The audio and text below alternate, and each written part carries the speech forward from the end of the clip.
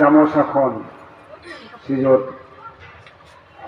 সাংস্কৃতিক সম্পাদক মাখনে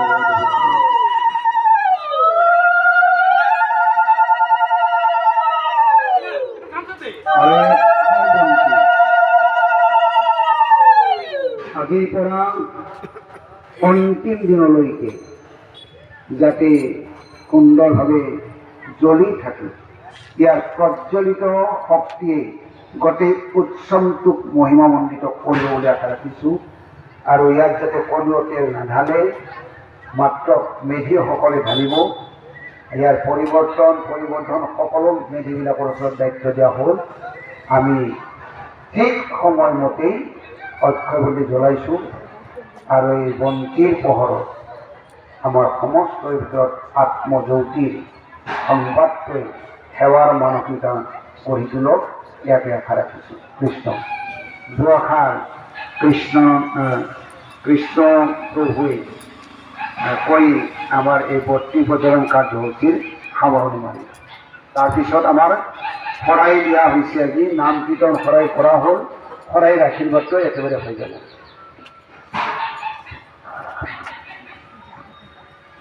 কৃষ্ণ কৃষ্ণ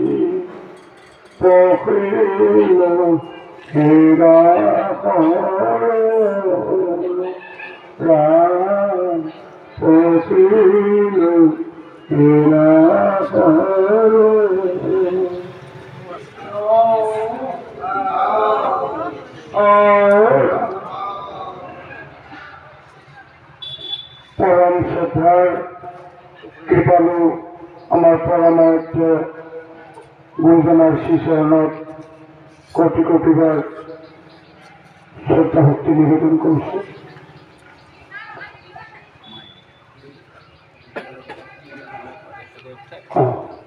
আমি এই বন্তি প্ৰজ্বলন অনুষ্ঠানত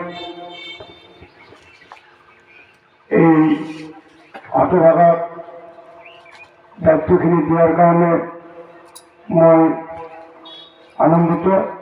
গতিকে জগতৰ কোটি কোটি জীৱৰ মাজত মইজন সাধাৰণ নগণ্য জীৱে এই গুৰু দায়িত্ব এবং গুৰুত্বপূৰ্ণ কাম কৰাত যদি মোৰ কিবা জানি নাজানি যাৰ যাৰ অপৰাধ হয়, আপোনালোকে ভকতৰ গুণে মহন্ত গুণে সমস্ত অপৰাধ ক্ষমা কৰিব বুলি আপোনালোকৰ শ্ৰীচৰণত কৰজোৰে সেৱা কৰা হয়।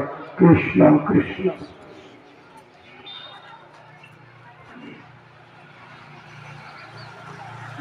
ফুলেৰ মালা আনেছিল।